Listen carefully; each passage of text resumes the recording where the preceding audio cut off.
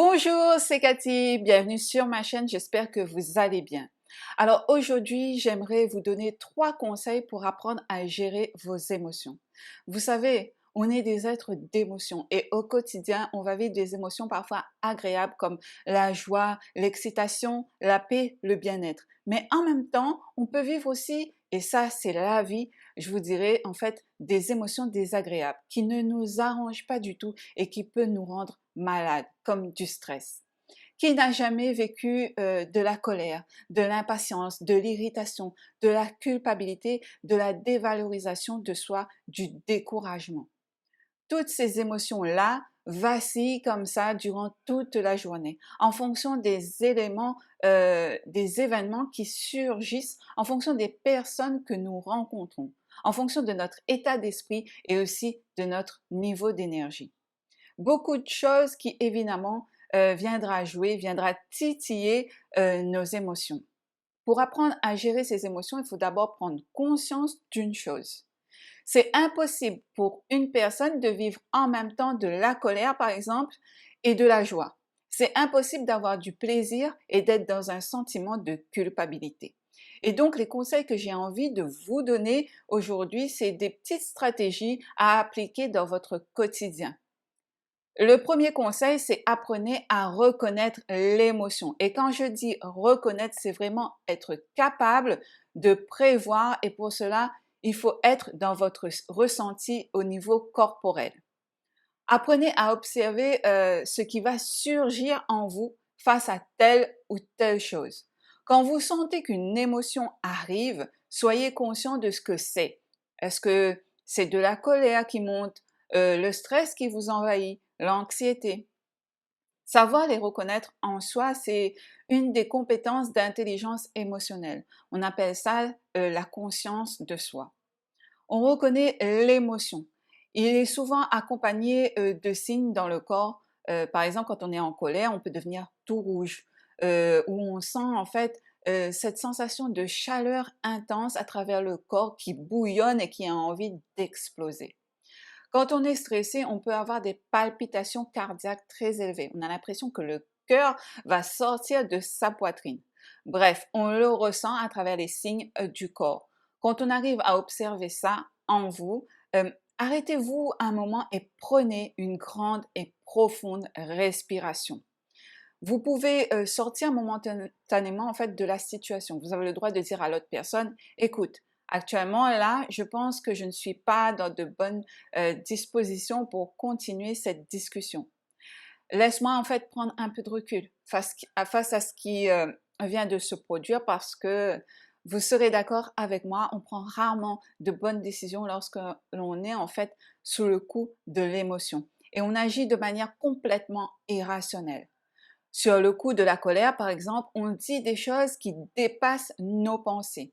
Sur le coup du découragement, des fois, on va s'imaginer des scénarios catastrophes dans notre tête et ça, c'est ce que nous allons voir dans le deuxième conseil. Arrêtez vos scénarios.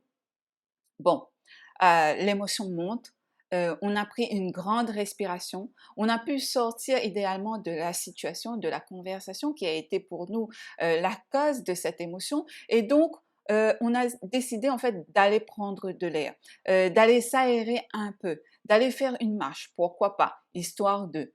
Et là, on doit cesser en fait ce discours aliénant, ces pensées négatives en nous parce que souvent, qu'est-ce qu'on fait? En allant prendre l'air, nos pensées, elles vont continuer à alimenter la scène, le scénario. Ah, pourquoi il m'a dit ça? Il n'aurait pas dû me parler comme ça. Pourquoi ce manque de respect? Et pourquoi moi? Et tatati, et tatata, et tatata. Ça n'en finit pas. Et je vous dirais que c'est normal, puisque notre ego, en fait, notre fierté a été impactée à ce moment-là. Et là, nos pensées peuvent continuer comme ça pendant des heures à alimenter cette énergie, cette émotion de colère, parfois même du stress, de l'anxiété. Et l'émotion ne fait que s'accroître en nous au lieu de diminuer. Donc, qu'est-ce qu'il faut faire? Il faut faire taire ce discours intérieur qui ne nous arrange pas du tout. Mais pour ce faire, il faut arriver à observer ces pensées négatives, puis se dire, OK, ça suffit maintenant et essayez de penser, essayez de se focaliser sur autre chose. Et là, je sais que beaucoup vont me dire, c'est facile à dire, mais difficile à faire. Et j'avoue que moi-même, j'ai mis du temps avant d'arriver à cette maîtrise.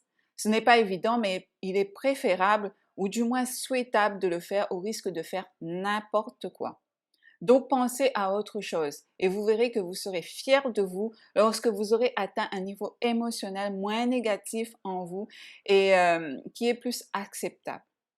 Le troisième conseil, mais qui est le plus important, c'est ne prenez jamais, au grand jamais, de décisions importantes sous le coup de l'émotion, sous le coup de la colère, sous le coup du stress, sous le coup de la culpabilité.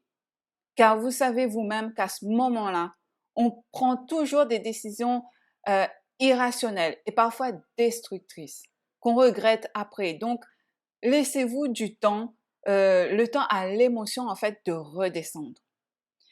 Si c'est par exemple une discussion ou un conflit que vous avez avec quelqu'un, ne prenez pas de décision sur un coup de tête. Pensez aux conséquences qui pourraient y avoir plus tard.